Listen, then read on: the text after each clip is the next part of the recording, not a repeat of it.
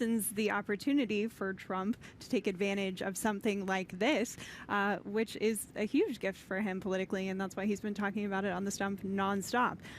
But that said, Hillary Clinton is still going to have work to do on Election Day, and that's why she has built up a very formidable organization in these battleground states, and Donald Trump has not, and that's still going to be a major problem for him on November 8th. And Michael, we're seeing a lot of stories that seem to suggest a lot of people in the FBI are talking to reporters about decisions that have been made that they don't like, both in your newspaper by you, but also in the Wall Street Journal, decisions that have been made, FBI agents that wanted to probe the Clinton Foundation told not to.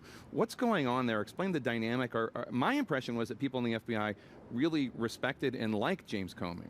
No, I don't think there are issues with Comey. I think these are investigators that want to dig. They just want to keep on going. But this election has brought the FBI into politics in a way we've never seen before. You had the email issue. You've had Harry Reid calling for FBI investigations of Trump.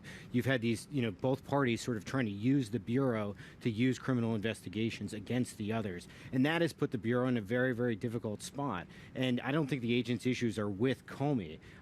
Maybe some of them were upset with the email decision. FBI agents tend to be a little more conservative than others, but I think they understood that there wasn't enough evidence there to really make a case because they understand the day-to-dayness of that, and I think they were probably in lockstep. So, Paul, how can Hillary Clinton win this election? What does she need to do for the next week and a day?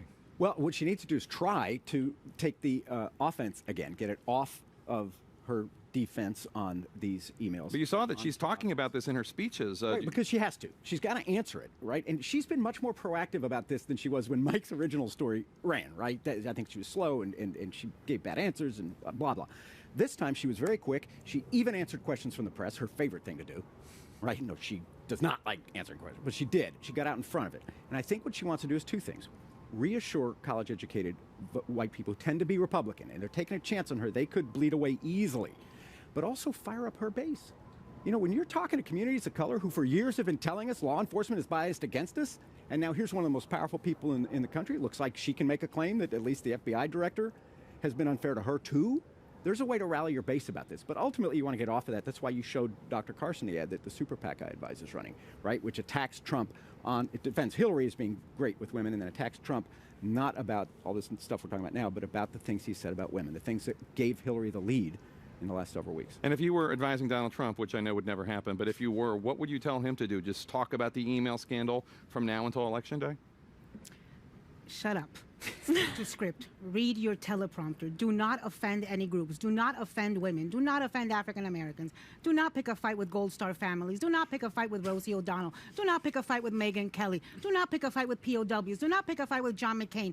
Do not pick a fight with anybody. Stick to your script and just let this thing unfold.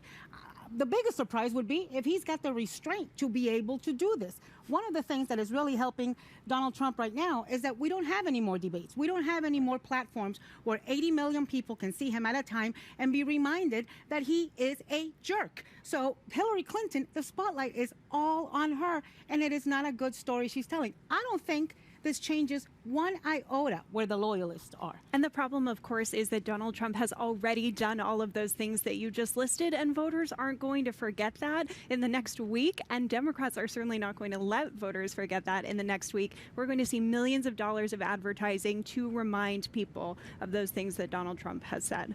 All right, fasten your seatbelts, folks. Really appreciate it.